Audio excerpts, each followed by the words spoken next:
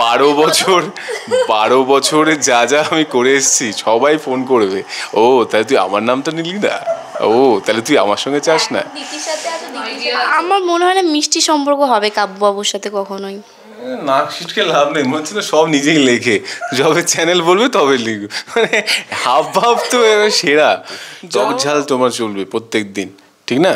মাঝে মাঝে মিষ্টি ভালো না, তো good for health, good for health. আমি এই জাস্ট ঢুকতে দিলাম মেকআপ তো তোমরা এসছো বলে, নাহলে বার করে মে আই কাম ইন বললাম গেট আউট বলে দেবো। আমাকে যদি সবাই সব আনকোরাদের সাথে কাজ করতে দেয়, এবার যদি আমার সঙ্গে থেকে তারা যদি ভালো কাজ করে একটার পর একটা হিট দেয়, এটাতে আমার ক্রেডিট বলবো নাকি?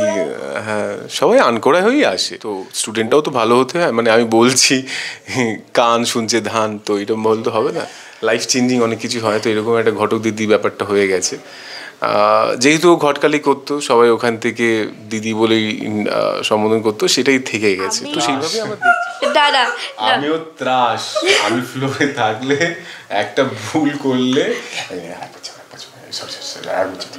ক্লিয়ার ছিল যে সবাই জানে ফ্যামিলি, বাট সবাই যে জানতো না সেটা দিদি জানতো না। এটা একটা একরকম comedy.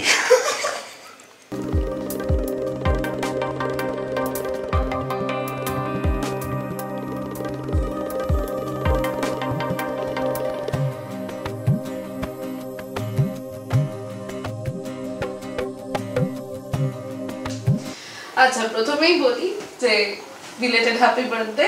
Thank you. Happy birthday. আমি সেফ খেলে দিয়েছি এবারে। আচ্ছা, তো জন্মদিন কেমন কাটানো হলো বলো? কার জিজ্ঞেস করছো, দিতির না ঋতুর? আগে দিতি বলো, তারপর ঋতুরটা জিজ্ঞেস। দিতিরটা তো ভীষণ ভালো, মানে মল্লিক ফ্যামিলির সবাই মিলে খুব বড়োভাবে একটা আয়োজন করেছিল, খাওয়া দাওয়া থেকে শুরু করে নাচ গান ডেকোরেশন সব কিছু। ভালো বলিস না, কারণ দিতির এই সময় একটা রিভিল হয়েছে বড় না, প্রথমটা তো বার্থডে হিসেবে ভালো, মানে প্রথমবার দিতির জীবনে এমন একটা, হ্যাঁ এটা হয়েছে। বাট দিদির প্রথম যেটা মানে সবাই যেটা অ্যারেঞ্জ করেছিল সেটা তো দিদির কাছে একটা ফেয়ারি টেলের মতন লেগেছিল, মানে একটা সারিয়াল এক্সপিরিয়েন্স, যেটা দিদি প্রথমবার জীবনে এক্সপিরিয়েন্স করেছে। তো সেদিক থেকে দিদি খুব হ্যাপি ছিল। তারপরে একটা আনএক্সপেক্টেড ঘটনা হয়েছে, তো এরকম তো আমাদের জীবনে হয়, কখনো হাসি কখনো কান্না, এগুলো তো লেগেই থাকে। তো আমার মনে হয় দিদির এই জন্মদিনটা সারা জীবন হয়তো মনে থাকবে। তো দিদির জন্মদিন নিয়ে দিদির বর কি বলছে বলুন? দিদির জন্মদিন নিয়ে দিদির বর বলবে যে ও যে বললো না যে হঠাৎ করে এরকম এক্সপিরিয়েন্স তো লোকের জীবনে হয়েই থাকে, বিষয়টা মানে লাস্ট সিনটা ভুলে গেছে, যেখানে এসে বলছে তোর মা এটা না ওটা, তো দর্শকভাবে এটা প্রায় জীবনে হয়ে থাকে, এটা কি করে হবে? তো ঠিক আছে, আমি জোকস পার্ট ইয়ার কি করছিলাম, ঠিক আছে। দিদির কাছে তো ক্লিয়ার ছিল যে সবাই জানে ফ্যামিলি, বাট সবাই যে জানতো না সেটা দিদি জানতো না। এটা একটা একরকম কমেডি। আচ্ছা, তো বলছি যে ভালো, দিদি ভালোভাবে জন্মদিন কাটিয়েছে। আর ঠিক আমাদের সেই সময় আমাদের ঋতুর জন্মদিন ছিল, তো সেটা ম্যাচ হয়ে গেছে, আমরা খুব সুন্দর করে সেলিব্রেট করেছি। আর এটা হয়, এটা মেনে নিতে হয় যে সিরিয়ালে হিরোইনই একমাত্র, যে ওটার সঙ্গে কোনো কানেকশন নেই, আর চেষ্টা করে লাভ নেই, চেষ্টা করে লাভ নেই। ও এটাও শেখাচ্ছ? হ্যাঁ হ্যাঁ, AC repairing, how to repair AC, মানে এটা আমার ডিপার্টমেন্ট। হ্যাঁ, তো দিতি যে বিষয়টা এখন ফেস করেছে সেখান থেকে ওভারকাম করার জন্য তার পাশে কাব্য দাঁড়িয়েছে, গোটা পরিবার দাঁড়িয়েছে, সেটাই সব থেকে বড়ো কথা। আর ঋতুর যে আমাদের সবার প্রিন্সেস, সেটা বোঝানোর জন্য যথেষ্ট সবাই গুচ্ছ গুচ্ছ গিফট দিয়েছে। আমারটা থাক নাইবা বললাম, আমারটা থাক নাইবা বললাম, তো সেটা দিয়ে ও সবাইকে বুঝিয়ে দিয়েছে যে ঋতু কতটা সবার ফেভারিট। তো হিরো হিরোইন থাকে সিরিয়ালে, একটু পার্থক্য থাকে, সেটা মেনে নিয়েই সিরিয়ালটা করতে হয়। তো আমার মনে হয় কোনো দুঃখ নেই, ক্ষোভ নেই যে আমি কোনো গিফট পাইনি, ও অনেক অনেক গিফট নিয়ে বাড়িতে গেছে। আর আর কি হলো, ঋতু দিতি সব বলা হয়ে গেছে। নেক্সট কোশ্চেন বলো। না, সবচেয়ে বেস্ট গিফট আমি মালা বদলের পুরো টিমের কাছ থেকে যেটা পেয়েছিলাম, ভিডিও, ওরা সবাই মিলে একটা ভিডিও বানিয়ে দিয়েছে, আমি ভিডিওটা দেখে লিটারালি কাঁদতে শুরু করেছি, আমার এত ভালো লেগেছে। ওটা আমার লাইফের বেস্ট গিফট, মানে যতদিন আমি থাকবো ওই ভিডিওটা দেখবো আমার এত সুন্দর মেমোরিগুলোর কথা মনে পড়বে। হ্যাঁ কাঁদবো তো ঠিকই, খুবই ইমোশনাল। আচ্ছা এই যে সকলে মানে শাশুড়ি থেকে শুরু করে বর ননদ যে আছে সকলে মিলে ঘটক দিদি বলে, এটা কেন দর্শক এটা জানতে? এটা ভীষণ লজ্জার, আর কিন্তু কিছু করার নেই, এটা আমাদের ব্র্যান্ডিং নেম হয়ে গেছে। তো ঘটক দিদি, নিজের বউকে দিদি বলে ডাকছি, মানে অনেক কিছু হয় লাইফ চেঞ্জিং অনেক কিছু হয়, তো এরকম একটা ঘটক দিদি ব্যাপারটা হয়ে গেছে।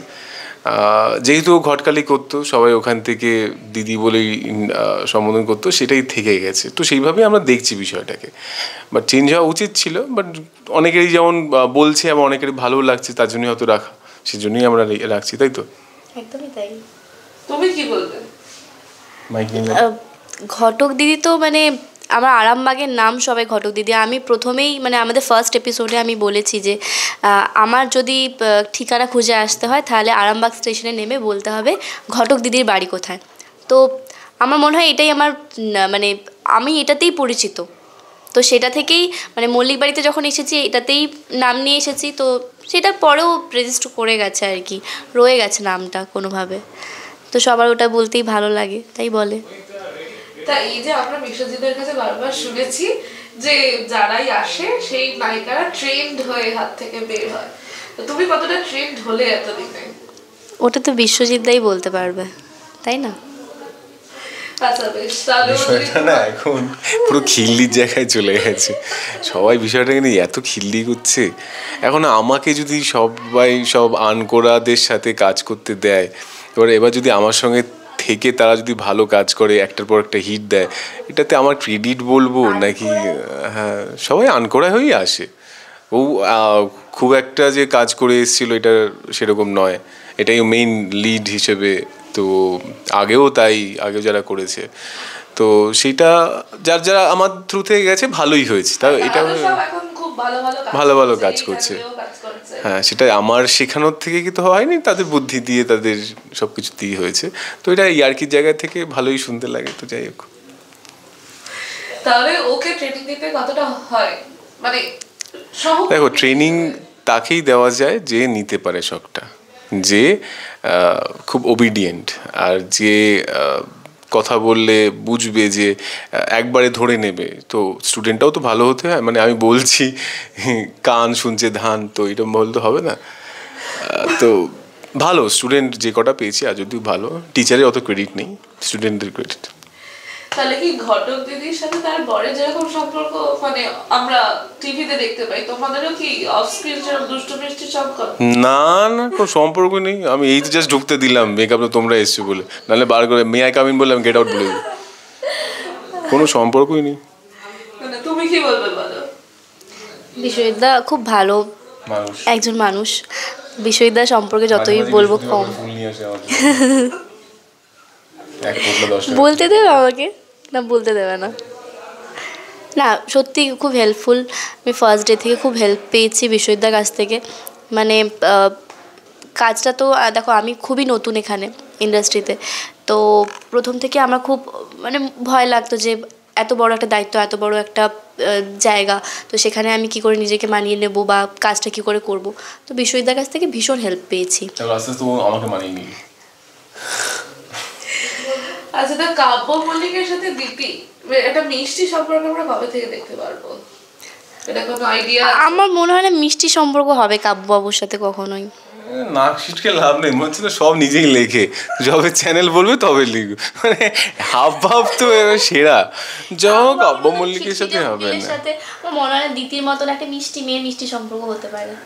দেখুন আমি পরিষ্কার বলছি, যেদিন বলে দেবে চ্যানেল যে এবার তোমাদের মিষ্টি সম্পর্ক হবে, মানে আমি মিষ্টি সম্পর্ক হবে, তো এতে কোনো বলতে লজ্জা নেই।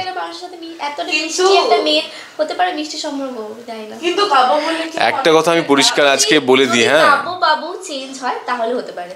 একটা পরিষ্কার বলে দিই, জীবনে মিষ্টি বেশি মানুষ নিয়ে থাকাটা কিন্তু মুশকিল। একটু ঝাল একটু টক থাকলেই কিন্তু তাকে নিয়ে অনেকদিন চলে যায়। সে তুমি খাওয়ার দিক থেকে দেখো, বেশি কিন্তু মিষ্টি খেতে পারবে না, কিন্তু টক ঝাল তোমার চলবে প্রত্যেক দিন, ঠিক না?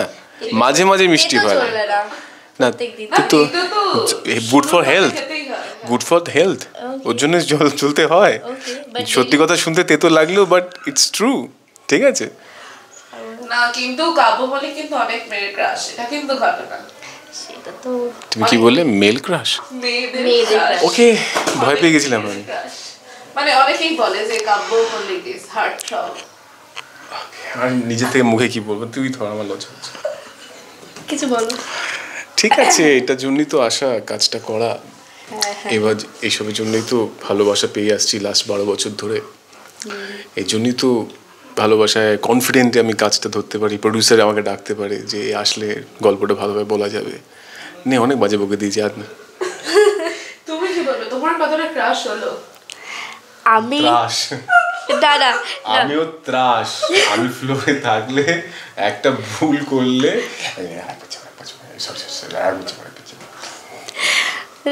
সেটা নয়। তো প্রথম থেকে আমি বিশ্বজিৎদাকে কে আপন কে পর থেকে চিনেছি। তো সেখানে আমার মায়ের যখন ও খুব ছোট ছিল, যখন ওর মা সিরিয়াল দেখতো, ও মা ওকে হাত ধরিয়ে পড়তে বসানোর সময় ওকে দেখাতো। আমার মা খুব, অ্যাজ ইফ আমার জন্য 80 বছর বয়স, এইসব বলবে না। আমি বলেছি একবারও। তো তখন থেকেই মানে খুব ভালো লাগতো আর কি সিরিয়ালটা, মা দেখতো বসে বসে, আমিও মায়ের সাথে দেখতাম। ওই মানে কয়েকটা সিরিয়ালের মধ্যে মানে বিশ্বজিৎদার সিরিয়ালটা আমি সেই দেখেছি। তখন থেকে ও ম্যানিফেস্ট করেছিল এই মানুষের সাথে আমি অভিনয় করব, তারপরে এই ম্যানিফেস্টেশন। তাহলে ম্যানিফেস্টেশনে কাজ হয় বলছো? হ্যাঁ, আমার মা ভীষণ খুশি, ভীষণ। আমার মা ভীষণ খুশি যে মা খুশি, হ্যাঁ মা খুশি। আর যে অভিনয় করছে সে কতটা খুশি? আমি মা সত্যি খুশি বলবো, বলে মেয়ে খুশি। আমি আর বলবো না। তোমাকে কি ফ্লোরেও ওইভাবে কথা বলতে দেয় না? না না, ফ্লোরে বলতে দেয়, স্পেস দেয়, এখনই এরকম করছে। আমি কারো স্পেস নষ্ট করি না, যতটা আমি দেব কোনো আর্টিস্ট বলিউড থেকে হলিউড থেকে কেউ দেবে না যতটা স্পেস আমি দিই। আচ্ছা তাহলে তুমি বলো, এই যে তোমার সাথে তো অনেকে কাজ করেছে, তা এদের মধ্যে সবচেয়ে ভালো, তোমার favorite সবচেয়ে ভালো কাকে লেগেছে? আমি এটা প্রশ্নটা জানতে ঘুরিয়ে চাই। ফিরিয়ে ওই সেখানেই যাবে। এটা দর্শকরাও জানতে চায় যে তুমি যদি ধরো এই সিরিয়ালটা শেষ হলো, তারপরে না আমরা চাই অনেক দিন চলুক সিরিয়ালটা, বেশ একটা অন্যরকম কনসেপ্টে আছে। তো এই সিরিয়ালের পর যদি তুমি কোনো একজন হিরোইনকে পাও যার সাথে তুমি আবার ঘুরে কাজ করতে চাও, সেটা কে হবে? এটা তো দর্শক জানতেই চায়। মানে এইটা বললে মানে এখন আমি আমার সামনে আমার 12 বছরে যা যা আমি করে এসেছি সবাই ফোন করবে, ও তাহলে তুই আমার নামটা নিলি না, ও তাহলে তুই আমার সঙ্গে চাস না। দিদির সাথে আছে, দিদির সাথেই বলবে। হ্যাঁ, এটা খুব বুদ্ধি। এই থেকে এর জন্যই টাচের থেকে না না, এটাও নিয়ে এসেছিল, আচ্ছা এইটা নিয়ে এসেছিল কোথা থেকে জানো তুই?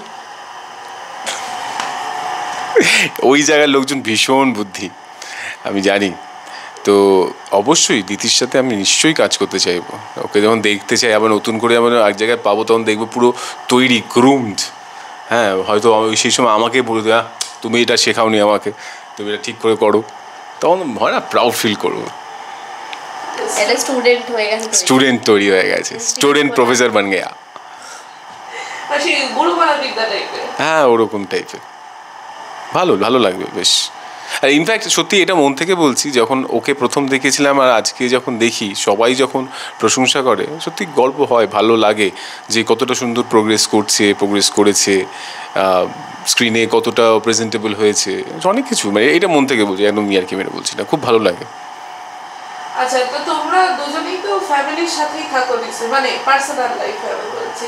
তো এই লোকেশনটা দেখলাম অনেকটা দূরে, তো এখান থেকে রোজ বাড়ি যাওয়া আসা, ভাবতেই পারছো না এটা করতে পারি আমরা। ফ্যামিলির সাথে কতটা টাইম কাটানো যাচ্ছে? ওর জন্য তো আমরা এটাই ফ্যামিলি বানিয়ে ফেলি, আমাদের কাজের জায়গাটাই ফ্যামিলি হয়ে যায়। বাড়িতে আমরা যতক্ষণ না থাকি, এখানে বেশি থাকি আমরা, ওর জন্য এটাই আমাদের ফ্যামিলি। বাড়িতে শুধু ঘুমোতে যাই, তাও 5 ঘন্টা বেশি ঘুম হয় না বোধহয়। তো ঘুমোতে যাই, তো এখানেই যে আমাদের ফ্যামিলি একটা বাড়ি, খেলনা বাড়ি তৈরি হয়েছে আমাদের, খেলনা খেলতে খেলতে। এবং আমি আগে সিরিয়াল নাম বলে ফেললাম, যে মানে এটা বোঝানোর জন্য বলতে হচ্ছে আমরা তো একটা, না সেই নায়িকা ওর জন্য বলছি না, মানে একটা বাড়ি ফর্ম করি না, প্রত্যেকটা একটা গল্প, একটা বাড়ি, একটা সংসার তৈরি করি, বাট সেটা খেলনা বাটির মতো। তো সেরকম আবার ভেঙে যায়, তো এরকম কিছুই।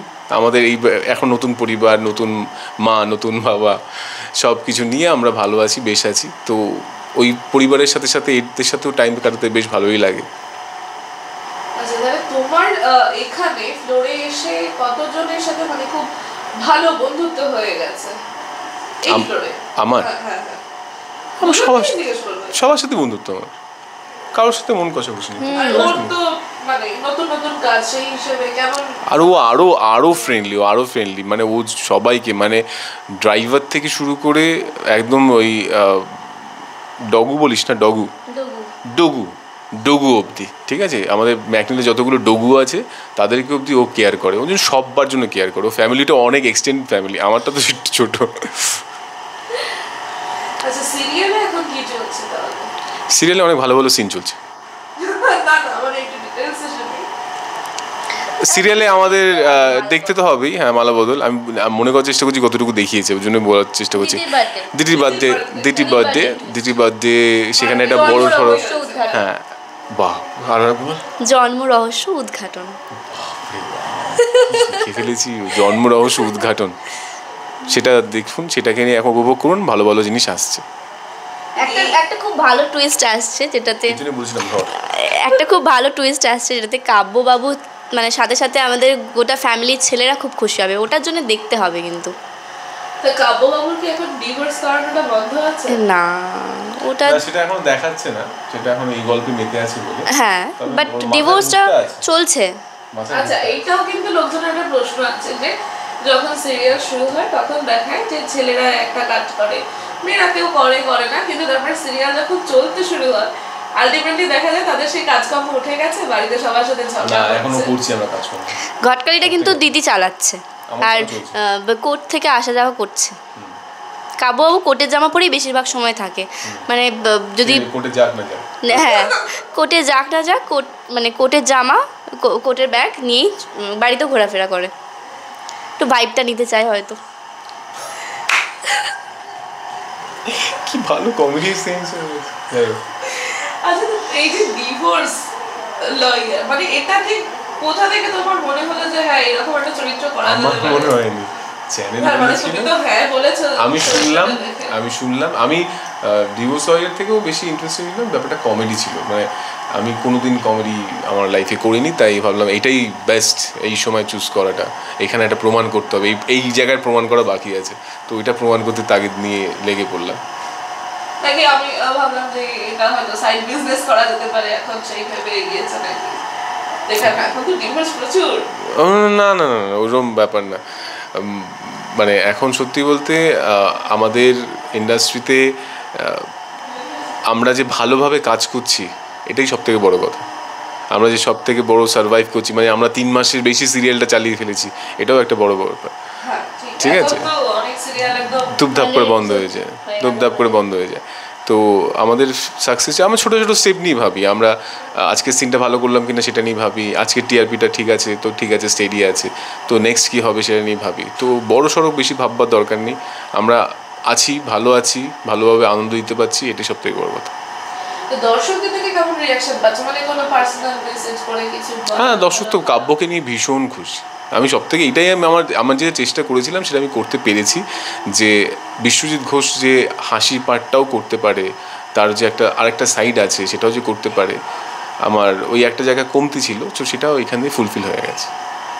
আর তোমারও চরিত্রটা প্রথম থেকে বেশ মজা ছিল। দিদির চরিত্রে অনেক শেডস আছে, মানে শেডস বলতে যেহেতু তার লাইফে একটু ক্রাইসিস আছে, সেগুলো নিয়ে তোমার চরিত্রটা এতদিন যে যতটা হয়েছে তার মধ্যে থেকে কেমন লাগছে করতে? দিদির যেটা সবচেয়ে বেশি ভালো লাগে, দিদি কোনো পরিস্থিতিতে হেরে যায় না, যে কোনো খারাপ পরিস্থিতি হলেও সে উঠে দাঁড়ায়, আর সবসময় একটা তার মনের মধ্যে অদম্য একটা প্রাণ শক্তি আছে, যেটা আমাকে খুব ইন্সপায়ার করে। সবসময় আমার মনে হয় যে দিদি যদি পারে এত খারাপ সিচুয়েশনে থেকে এইটা ওভারকাম করতে, তাহলে আমরা সবাই হয়তো পারতে পারি। প্রত্যেকদিন ইচ্ছাটা হয় ও রাত্রিবেলা বাড়ি গিয়ে ঘুমিয়ে পড়ে, আবার পরের দিন গিয়ে ওটা ঘুমিয়ে পড়ে, আবার ওর প্রাণ ইচ্ছাটা জাগে, আবার দিদি হয়ে তৈরি হওয়ার পালা। আচ্ছা, তো ঋতুর জীবনে যদি এরকম কাব্য মল্লিকের মতো কেউ আসে, ঋতু কি করবে? আমার ভালো লাগে না, আবার মেদিনীপুর চলে এত খিটখিটে মানুষজন আমার ভালো তাই লাগে আবার না। মেদিনীপুর চলে কিন্তু কাব্য মল্লিকের শুধু খিটখিটে দিকের বদলে যদি আমরা অন্য দিকটা দেখি, এত কেয়ারিং, সেটা আমার খুব ভালো লাগে ঋতুর। সেটা হলে তো এমনিতেই আর কি বলবো না মানে যদি সবাই কেউ বলবে তখন- এত কেয়ারিং করে, সবাই বলবে তখন বিশ্বজিৎ ঘোষকে 6টা থেকে রাত্রি 11টা অবধি সব সিরিয়ালে চাই। এটা তো সম্ভব না, একা একা কত সম্ভব, এই জন্য দেখাচ্ছে আই নো ওই জন্য আমাকে রুট দেখাচ্ছে। রুডের থেকেও বড় কথা, দিতিকে মাঝে মাঝে খুব বেশি প্রায়োরিটি দেয়, মাঝে মাঝে পাত্তা দেয় না। এইটা মানে আমার পছন্দ না। আমার পছন্দ যে মানে কনসিস্টেন্সি মেনটেন করবে। হ্যাঁ, সবসময় ভালো ভালো বলবে, পার্সোনাল হয়ে যাচ্ছে, পার্সোনাল না না দিতি আর ঋতু জিজ্ঞেস করলো না, তাই আমি বললাম এ বাবা। আচ্ছা মানে দিদিরও তো এটাই চাওয়া, ঋতুরও একটাই চাওয়া, না দিদির চাওয়া আলাদা? দিতি আমার মনে হয় দিতি যেমনই না না না না দিতি চাইবে যে কাব্যবাবু ঠিক হয়ে যাক, কাব্যবাবু ডিভোর্সটা ভুলে যাক, শুধু দিতির এইটুকুই চাওয়া। দিতির বেশি চাওয়া আমার মনে হয় না আছে। মালা বদলটা আরেকবার হোক এটা চায়। হ্যাঁ, একবার হয়ে যায় তারপর কন্টিনিউ হবে না। আচ্ছা তাহলে শেষে দর্শকদেরকে কি বলতে বলো? কি শিখিয়েছি বলে দাও। এটা কি? যেভাবে ভালোবাসছেন, যেভাবে আমাদেরকে অনেক অনেক অনেক ভালো ভালো ফিডব্যাক দিচ্ছেন, তো এটাই দিতে থাকুন, এভাবেই দেখতে থাকুন, আরও অনেক সময় দিন, তাতে আমরা আরও অনেক ভালো ভালো হাসির গল্প বলতে পারবো। আর সবথেকে বড় কথা, আমরাই বোধহয় এই ডিপার্টমেন্টে এখন পেয়ে আছি, কারণ আমরাই শুধু প্রত্যেক দিন আপনাদেরকে হাসাচ্ছি, আপনাদেরকে মজা দিচ্ছি। তাই বলছি আমাদের সঙ্গে থাকুন, যাতে আমরা আরও অনেক গল্প বলতে পারি। টাইমটা ভুলে যাবেন না, 10টা 15। আচ্ছা হ্যাঁ, এটা তো প্রশ্ন একটা বলতেই হবে, সেটা হচ্ছে যে দর্শকদের আমাদের কাছে অনেক রিকোয়েস্ট ছিল যে কাব্য দিদিকে আমরা একসাথে একটা ইন্টারভিউতে দেখতে চাই। তো এই মানে সেটা নিয়ে দর্শকদের তাহলে কি বলবে যে ফাইনালি আমরা করতে পেরেছি? এখানে ধর টিং টিং টিং পেয়ে গেলেন আপনারা একসাথে।